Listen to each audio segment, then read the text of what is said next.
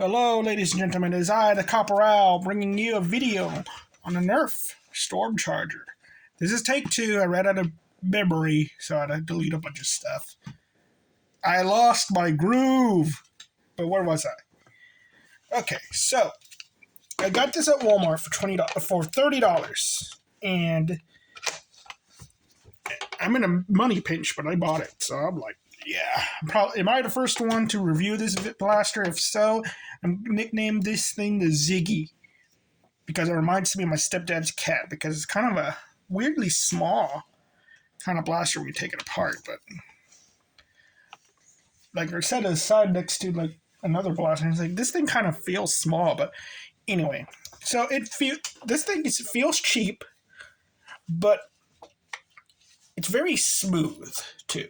And it feels like kind of like I'm holding a Desolator crossed with a Strife and a Rapid Strike. Some weird unholy union. And all that. But it's still pretty cool. This carry arm thing, even without my glove, is just too small. That should have been taken out. But you could see on the other side why it's there. You could see like the little flywheel cage indents, and you could see the cage in there. Now, another thing about this blaster is that I actually tried to take it apart. These grips right here are clipped down, and I couldn't do it. You can see a little bit of the stress right there, where I tried to. I just couldn't take it apart. But I did learn something. It is not solvent welded. You can't. If you have the right tools, you could take this apart. And I did see that the mag release has a spring in it. So it is possible that this is not a flyleaf. It's a spring. But I'm not sure. Somebody else has to open it. I can't open it. So I've already graded the blaster, so I'm going to go through the grading real quickly. But first I'm going to talk about like front barrel attachments. This blaster kind of is weird in that because of this thing on top, it doesn't really mesh well. So the Eagle Point is like the best one. Even the because you look at the other ones, they just don't look right. The Eagle Point and the Recon are probably the best attachments. I think this one makes it more like a Rapid Strike.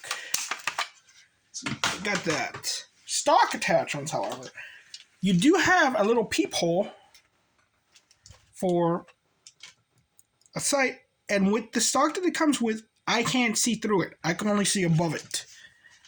So the best scope I found, because it's still in a weird location, is the Stormtrooper blaster scope. That's the only one that really works with me.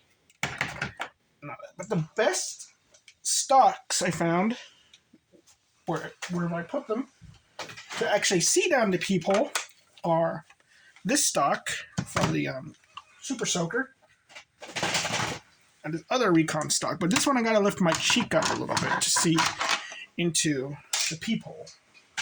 So yeah, it does feel a bit useless. Like they could have cut out all of this and just left this piece right here.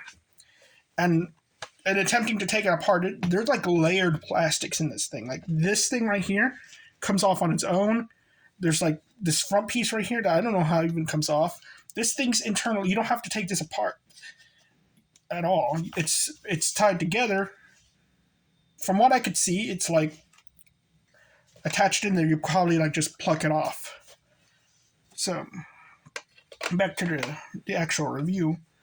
So FPS was, let me put this right here. Okay, FPS was 65.39. I put that as okay. It's below average. Anything under 65, for a flywheel blaster, I think it's bad. But for like a Springer, 65 is like, okay. Okay, I guess. So, accessories. Of course, it came with this barrel attachment, 20 darts, the stock attachment, and interestingly enough, this magazine's the flight magazine. So, it doesn't hold 10 darts, it holds 12. I thought that was, and I love the flight magazine, so I'm glad I got that. So accessories is like, they're not bad accessories, it's just pointless. If it came with the Eagle Point, barrel attachment, or even like the modulus mag attachment with another mag, I would have said it was more worth it, and I would have been okay paying a higher price. So accessories, I said was okay because they're not really needed. You could have cut $10 off from it. Sling attachment point, I said was bad. I think this is too narrow right here, and I don't like this kind of sling attachment point. Pretty sure there's another blaster that has that. Just don't remember which one. Then we have comfort. I said it was okay. If you rub your hands on this, it's going to feel weird because these are elevated. But other than that, it's like, yeah, it's okay, except for the jam door is freaking hard to remove. It's like, it's really stuck in there. And I don't know if it affects the blaster action. Let me try it out. Can you fire this without the jam door open? With the jam door open. Let's see. Oh, look, you can. You don't need it open. I mean, you don't need it closed. That's kind of neat. So there's no locking mechanism inside the blaster. Oh, that's neat. It does have a trigger lock. Surprisingly. Looks, I think this thing looks ugly without attachments, but with attachments, it looks freaking great. So put okay. Profile, I think it looks the direct opposite. You put attachments on it, I think it looks more like a real firearm. Tactical points. Why did I put very good for tactical points? The top one is terrible. Absolutely terrible. You can't really... I don't feel like I could do much with it because, again, the scopes on Nerf blasters are usually elevated a bit, so I can't see down it properly. And also, they don't do anything. So this is point. But that side rail. I love blasters' side rails. This side rail makes this possible. It's not just for flashlights, but it's a superior option to the Strife because you could do this. You could put the rocket launcher on it. And you know I love my rocket launcher, and it's okay. It's just a little tiny bit too snug, but it works. Come on off. So, and Mega, which I showed earlier, it can use the Mega darts. It's just doesn't look good. And I got it because I wanted to paint this thing up to look like the pulse rifle. Because I thought this thing looked more like the pulse rifle than the rapid strike. And I was wrong. Sadly. Internals, again, I don't know. I said okay with Mega because it just looks weird. Internals, again, I saw that this has a spring. But I don't know about the trigger. I don't know anything else. I could only see this when I barely cracked it open. But it's not solvent welded. So I said, okay. Modability, it's not solvent welded. I should have put good. I'm saying okay because, again, this could be a leaf spring right here. I don't know. And I also don't know, like, is something else in this thing, like solvent welded or something? I don't know. It's just I know everything else other than the grip area I confirmed was not solvent welded. Practicality. It's a Strife. It's just a better Strife in that it kind of performs a bit like an older one. And it performs average, but it's better just because of this one rail. This rail changes everything because of what you can attach onto it that the Strife cannot take.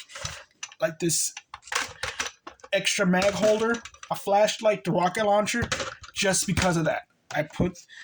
It is really practical. And back to the modability, it's like, I don't know if you can make this a full auto thing or not, but because it is a Strife, it possibly can take the Strife modifications. Price, I said okay, $30. Again, this should have been $20 without the accessories. $30, but if you put better accessories, like the mag attachment point, like the eagle point, like other like rare, like the rare modulus demolisher stuff, I would have gladly paid more for this. But no, we didn't get it. I said it's okay. Get it on sale. $25, perfectly fine.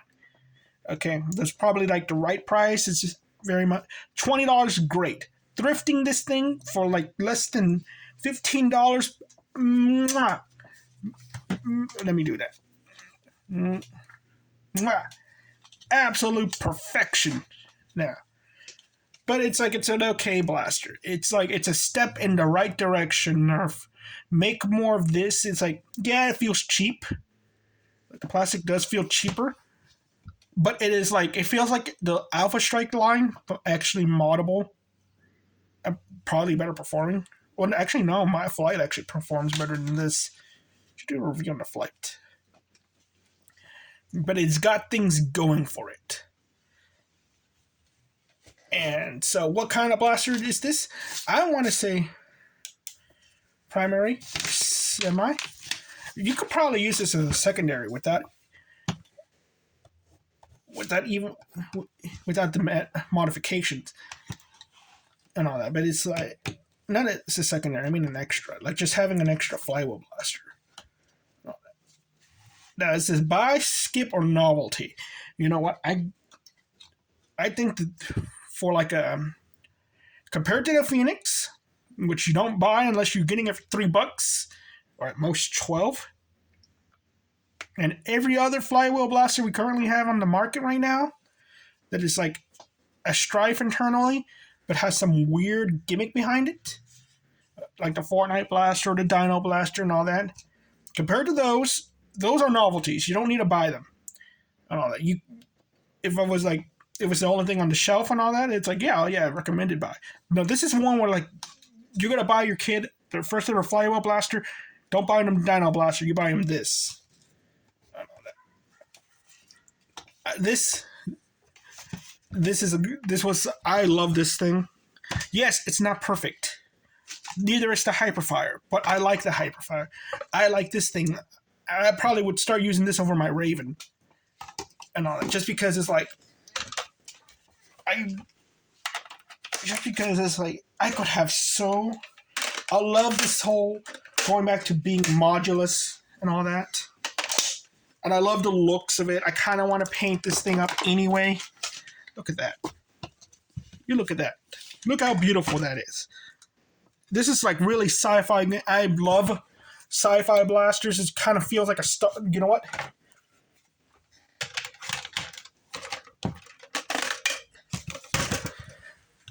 Ow. Now, it's a Star Wars blaster. Oh my goodness. I gotta paint this thing up. This makes me wish my book series was more of a cyberpunk thing. Because I could put things like this in the book. Instead of having to use those other blasters. I do like those other blasters. But no, I had to go with World War I. But anyway, thank you all very much. You all have a nice day. Bye-bye. Oh, hail the Ziggy.